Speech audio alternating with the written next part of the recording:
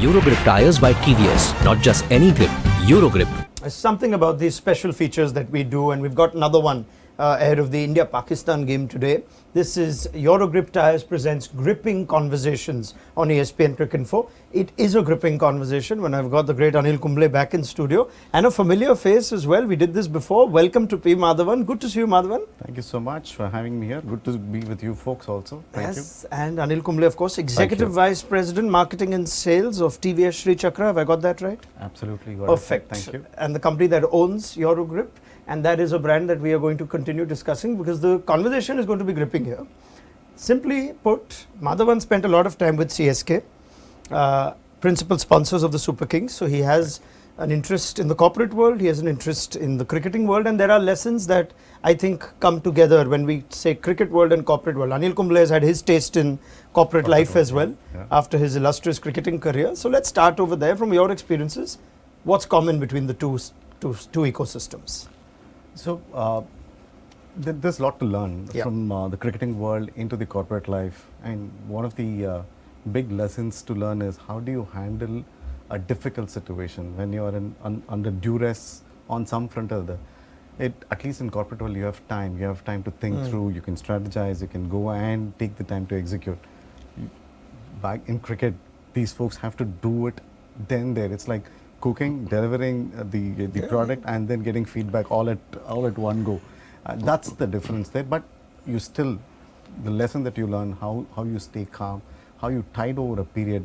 Not all the time market is in our favor, and how do you gnash through that period, grit through that period, and then make your way back, claw your way back to some shares that you want to win. That's the lesson there. No, and in terms of cricket, I guess the learnings for us from the corporate world, if you want to take that, is also sometimes the organized method. I know sport is, you can't script a sport, but you can't, you also need to organize how you practice or how you sort of prepare for the game. So just to add to that point, in terms of understanding the pressure in a game, you have to have had some sort of a practice of that in your routines, and you have to simulate certain situations and then practice that, so that eventually when that situation arises in a game, you're much more adept in handling those situations. So that's something that you sort of try and do at practice. Your trajectory was, of course, learn from cricket and apply it in life.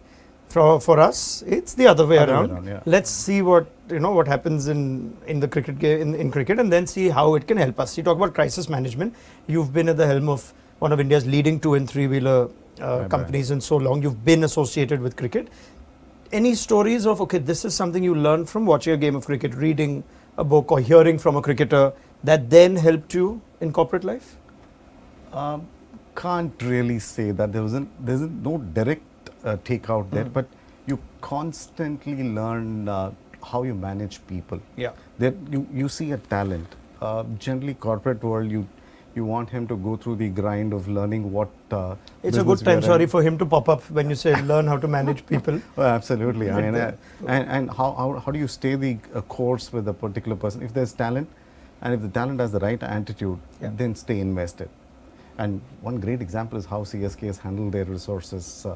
And likewise, even with the Indian cricket, you will have so many stories.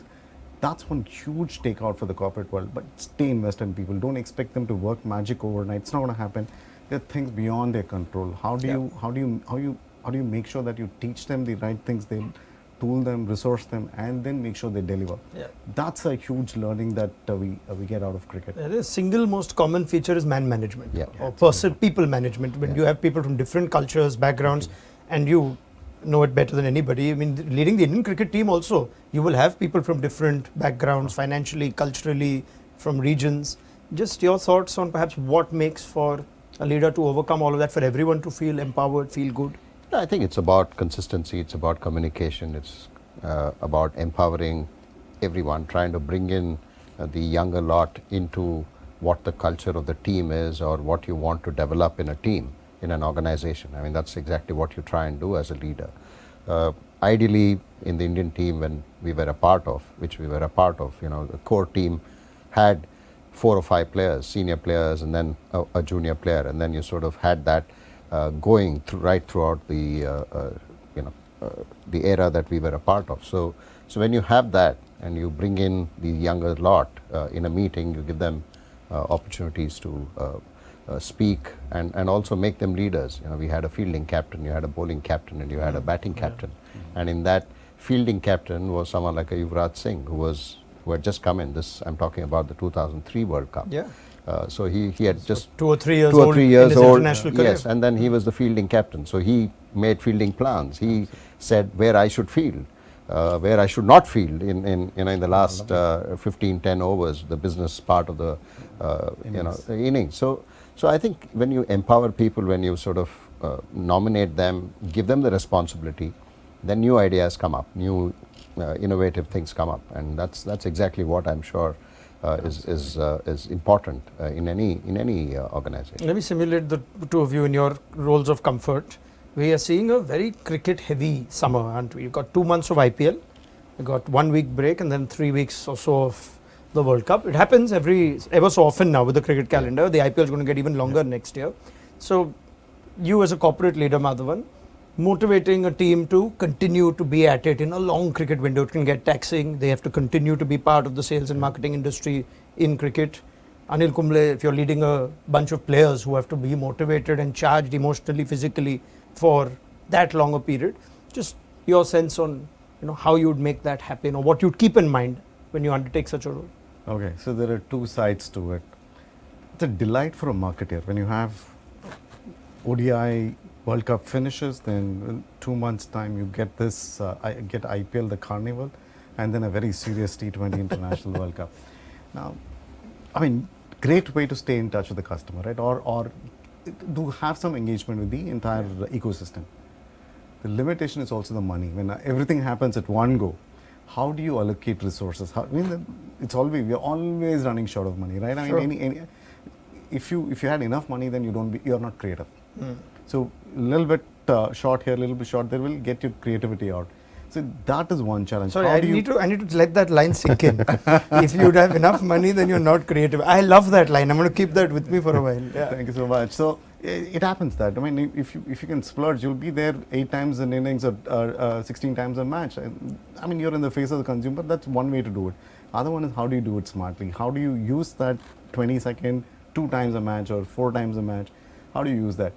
These are all the challenges that you have to whip up, and how do you use, let's say for example, the CSK players' time. One way to do it is call them into hall and then make them give one award. That's one way to do it. Other one is how do you intelligently, cleverly engage with them, get more out of that association, and inside a hall or outside in the marketplace. So these are all, there are pros to it, there are cons to it. So cons are the budgetary constraints, but we figure a way to overcome all the time. You can be creative. Yeah, absolutely. Player exhaustion also such a thing. Yeah, from our point of view, we get viewer exhaustion at times. You have to overcome that. Yeah, it's very difficult. It's not easy because you want your best players playing all the time. You can't just say, okay, this is less important, that is more important. It's never easy. So ideally, what you need to probably think of is breaks between matches. You don't need to practice that much because you're traveling, and when you're playing this often. How much of practice is needed? You don't forget your skills by skipping practice for a day or two. And how do you utilize that day when you don't practice or when you don't have a match is very important. So you look at players, what they do outside of cricket, and then give them that opportunity to just relax and do that, because sometimes switching off from the game and then coming back keeps you mentally refreshed. Yes, the body will be fatigued. No matter what you do, it's very difficult. You may take breaks, you may stretch, you may do recovery sessions. No matter what, your body is going to get fatigued if you play consistently for 3 months and this kind of pressure situations, IPL to a World Cup. But I think what is important is to keep the mind fresh. And for that, taking suitable breaks as a team and also as individuals, understanding who needs that at what time is very critical. I can't help but think, now Indian cricket is a 12-month-a-year job. Maybe at best, if we're lucky, 10 or 11. And at times, there are those that, if we work in the ecosystem, we tend to be told, oh God, cricket's not stopping, it's too much. You can also flip it around, because there is a genuine high that the viewers may get from just transitioning from one to the other. There's a huge expectation around franchise cricket. CSK as a fan base, extraordinary. You go through 2 months and for whatever reason, good season, bad season, long season, then you reset and you think, oh, the World Cup's coming. Then the anticipation sort of changes. It's a way to, I think it's a mindset thing. You want to try and tell the cricket fans that too much cricket is not an overkill. Too much cricket is actually more opportunities to get your adrenaline pumping. One way to look at it is that, and two, customer also. I mean, one is how he talked about players taking a break and getting refreshed. For them, from the work life, from the other stress, this is a good distraction for them. So they won't mind 8, 9 months, 10 months there. That I don't see that fatigue. Did we not? I mean, did we not hear post-COVID? I think we had 2 IPLs in under 6-8 months. Yes, that's right. I don't think viewership went down. I mean, you showed the world what it will be if you take cricket away or take sport away. Yeah, I mean, they came with a vengeance to 100%. watch. 100%. So, if I can add to your earlier question, it's also, see, today talent is not in short supply. Yep. Unlike 20, 30 years ago, today talent, be it in the cricketing world or in the corporate world, talent is not in short supply. How well is the talent willing, how much effort is the talent willing to put in is the key there. How are they going to handle pressure? Those are all the challenges as leaders we face, I'm sure, as captains, as coaches they face. How do you keep them engaged and focused? Those are all going to be the challenges that we can learn from each other. Yeah, we've seen that in the IPL. More teams without a quality might drop. We're seeing more Indian cricket quality. Yeah, Brilliant. yeah, we've There's no seen that. I shortage. mean, this IPL was a classic example with all the uncapped Indian players standing up and showcasing the talent and performing consistently. I mean, we had seen the odd player come through and play a couple of good innings, match-winning innings, but the consistency the uncapped players showed this season was outstanding. Punjab, Hyderabad. Yeah. I mean, Amazing. there's an argument that the Indian players are now, the domestic Indian players are outperforming a number of the overseas Oh players. yes, yeah, Absolutely. yeah, they are. I mean, in terms of return on value, I mean, he probably will, talk more on that. It's absolutely you get more from an Indian uncapped player than an overseas player. Yeah. I guess the simple point for all this to make sense chronologically is the right teams need to therefore keep winning. Yeah. So if you have the teams that handle their players well, if CSK continue to be successful, popularity will be at its peak, and at the international level, all this success should translate into the Indian team winning World Cups, and then we'll never get tired. And sponsors like us, brands like us will also be happy sponsoring. See, in 3 years we've been associated with, as Eurogroup with CSK. They won the trophy once. This year they didn't qualify, bad luck, but the kind of eyeballs we get, thanks to also MS. And the aura around MS and MS leaving or staying, it gives you eyeballs, right? So as sponsors, we also quite happy to engage with these teams. So is it's it a win-win? You've opened the door to it now. So And it's also a local me, brand. That association, he talks about it. MS actually values a lot. He is actually said that, look, you're also from this part of the country, and we are also from this part of the country, and he says that. That's also very, and ethos wise also. There are other matchmaking, if you look at it, other line items also fixed. Sure. So, and of course we know MS loves his two-wheelers. Wow. Yeah. So he would have had a special place in his heart for you. The first question when I met him, he asked me, do you know how many bikes I have? I know, somebody had told me outside how many he has, so I was off by 2 or 3. What's the latest count? Tell us, please. This is not latest count, I don't know. 82, he said. Whoa. Not sure if I can say. It's a lot of wheels. That's a lot of wheels and a lot of Eurogrip tires, perhaps, that are needed annually. Absolutely. All right. This was great fun, gentlemen. A truly gripping conversation. As we're in T20 World Cup mode, let's get predictions on. We've seen a little bit, 15, 16 games at the time we're recording this chat. Top 4 teams for you, Anil Kumble? I think India, Australia, South Africa is still way behind because of the pitch conditions, I feel. West Indies, no. Afghanistan is really That's a real dark horse. Really dark horse. I think they will be a force to reckon in terms of their batting, in terms of their bowling. The 4th team is still up for grabs, I feel. West Indies have done well. Local conditions. You're going India, Australia, South Africa for sure? For sure. Okay. South Africa, Afghanistan. Afghanistan. Oh, wow, that's your 3rd team. That's my 3rd team. Yeah. That's my 3rd team. The 4th team could be South Africa, West Indies, one of them. Did you notice there's no England there?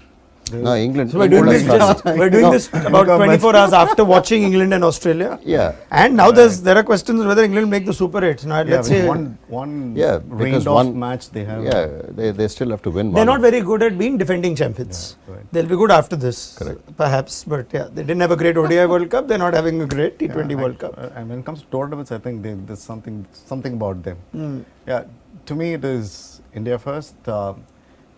South Africa will come back. They'll come back with vengeance after the stutter that we saw last 2 days back. Yeah. It is West Indies for sure. I'm going to bet on them. Oh wow, And, you're a betting man, are you? Yeah.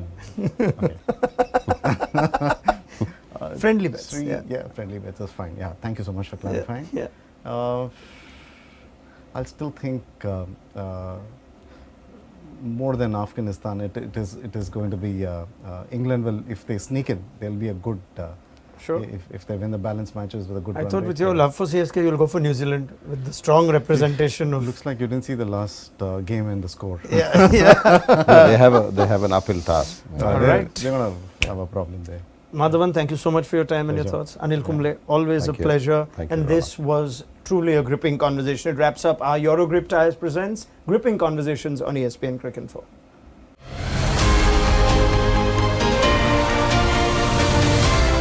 Eurogrip tires by TVS. Not just any grip, Eurogrip.